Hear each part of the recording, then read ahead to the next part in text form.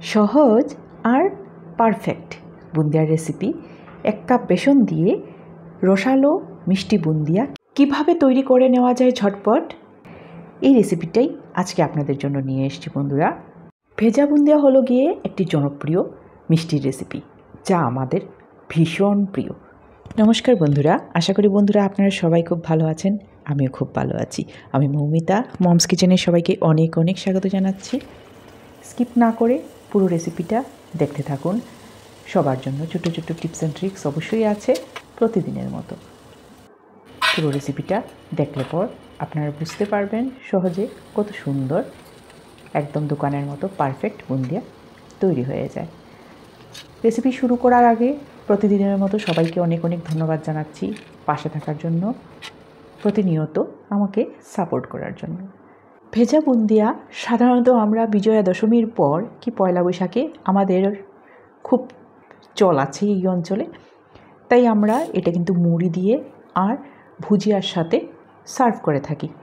যদি আপনাদের এই দারুণ রেসিপিটা ভালো লেগে থাকে তাহলে একটা লাইক কমেন্ট করে অবশ্যই উৎসাহিত করার অনুরোধ রইল। আর নতুন ভিউয়ার্সদের কাছে একান্ত অনুরোধ রইল চ্যানেলটাকে সাবস্ক্রাইব করে বেল আইকনটাকে ক্লিক করে দেওয়ার জন্য। চলুন বন্ধুরা, এবার এই দারুণ রেসিপিটা শুরু করি। রেসিপিটা ফলো করতে থাকুন। এখানে আপনারা দেখতেই পেয়েছেন 1 কাপ বেসন নিয়েছি আর বেসনটাকে চেলে নিয়েছি, এর দানাগুলা বের করে নিলাম। তার মধ্যে অল্প একটুখানি নুন দিয়ে মিক্স করে নিলাম। এইবার অল্প অল্প করে জল মেশাবো। জলটা একসাথে কোনোভাবেই দেব না, আপনারা দেখতে থাকুন। এখানে 1/2 কাপের মতো জল আমি দিয়েছি। যতটুকু প্রয়োজন আপনারা কনসিস্টেন্সিটা দেখেই বুঝতে পারছেন, সেই অনুপাতে আপনারা জল দেবেন। চুলাতে একটা কড়াই বসিয়ে দিয়ে 2 কাপের মতো জল দিয়ে আর ভরে ভরে 2 কাপ চিনি দিয়েছি। এইবার একটা দারুণ শিরা রেডি হবে বন্ধুরা। শিরাটা একদম তারতার হবে না, ঘন শিরা রেডি করে নেব।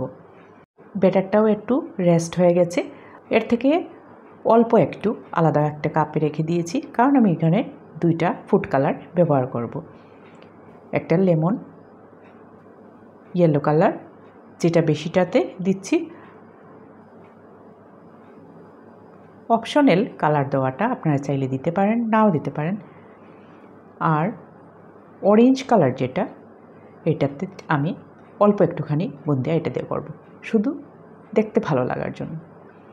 শিরাতেও আমি অল্প একটুখানি লেমন ইয়েলো কালারটা দিয়েছি, 5 ফুটার মতো, এটাও অপশনাল।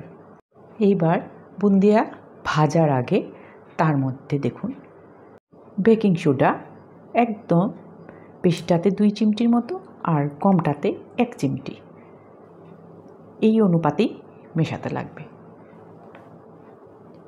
খুব ভালো করে দেখুন মিক্স করে নিচ্ছি। ভালো করে মেশানো হয়ে গেছে।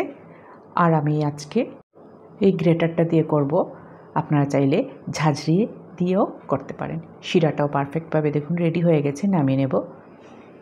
একদম আঠালো হয়েছে, তার লাগে না, কেন কি ভেজা বুন্দিয়া করব। লোহার কড়াই একটা বসিয়ে দিয়েছি, এতে পরিমাণ মতো তেল এবার গরম করে নিয়েছি বন্ধুরা। এর মধ্যে দেখুন এইভাবে